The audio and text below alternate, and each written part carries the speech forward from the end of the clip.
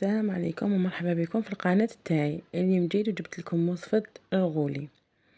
نبدأ الوصفة على بركة الله. عندنا المقادير 4 حبات بيض بدرجة حرارة الغرفة، عندنا 150 غرام سكر، عندنا مغرفة صغيرة لافاني، مغرفة كبيرة كاكاو، وعندنا 150 غرام فرينة.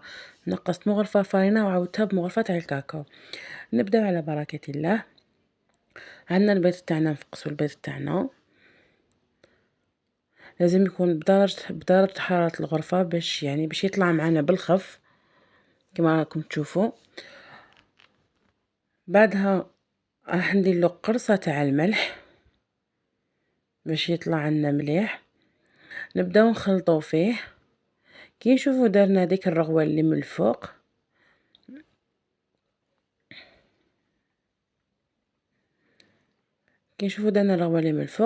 راح نزيدو له السكر بالتدريج.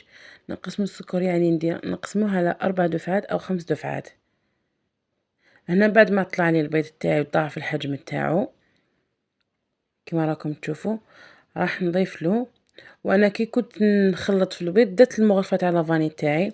انا راح نضيف النواشف اللي هما الفارينه والكاكاو، واللي اول مره ديرو خافت ما ينجحلاش، دير نص مغرفه صغيره تاع لا ليفور. هنا نخلطو من التحت للفوق كما راني نخلط.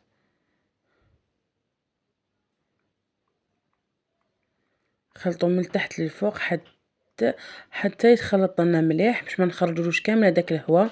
وانا كنت وجدت سنيوه تاعي 30 على 40 سنتيمتر، درت لها ورق طاي.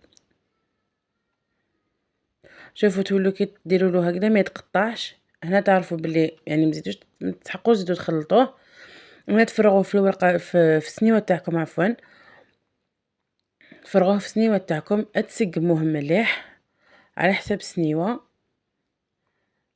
بعدها راح ندخلو الفرن يكون مسخن من قبل. انا هنا كان يطيب، هنا هذا سيرو، يعني درت طيبته باش نشرب به البسكويت تاعي. عندنا نص مغرفه كاكاو، عندنا 2 بيض فلان كراميل، و3 مغارف كبار نشا، وعندنا لا كريم فريش يعني كريمه طازجه. راح نخلطهم هذه الكريمه اللي راح نديرها من الداخل ونغلف بها البسكويت تاعي من الفوق. غنخلط الكريمه، كي نشوفها بدات تتقان لي، بدات تعقد لي، نزيد لها الشونتيي، ونزيد لها بعدها نزيد الفلون ونزيد الكاكاو. هنا راح نزيد الشونتيي، بدات تتقان لي. راح نخلط، شوفوا غير نخلط شويه برك راح تتقان لي الشونتيي مع لا كريم فريش، راح يتقالوا تمتم. هنا زدت المغرفه تاعي تاع الكاكاو، راح نخلطها مليح حتى تتجانس معاهم المليح.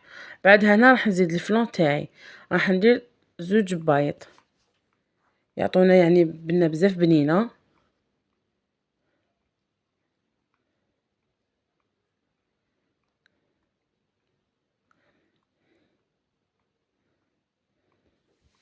راح نخلطهم هنايا مليح ونخليهم في الفريجيدير يبردوا.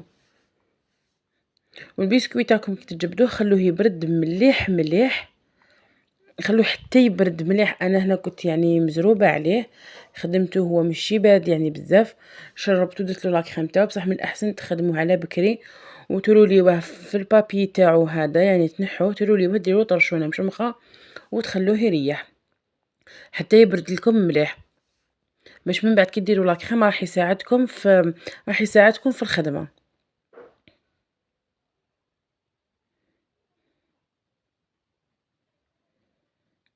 انا شربت بهذاك السيرو تاع العينه، كنت طيبت العينه يعني طلقت لي بزاف السيرو تاعها، خليت من هذاك السيرو باش نشرب به هكا ولا كيفاش نخدم به.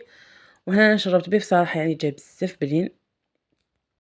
بزاف بنين وعطاني بنه هايله للبسكويت تاعي. هنا درت لا كريم تاعي بعد ما بردت، خليتها في الفريجيدير تقريبا يعني ربع ساعه. هنا راح نرولي الغولي تاعي، ساعفو غير بالعقل. هنايا كنت روليتو درت له لا كريم من الفوق، درت له هكا دي غوزاز، راح نزيد له شويه سيرو من الفوق يعني غير باش كيما نقولوا حنا يكسر اللون الابيض اللي فيه.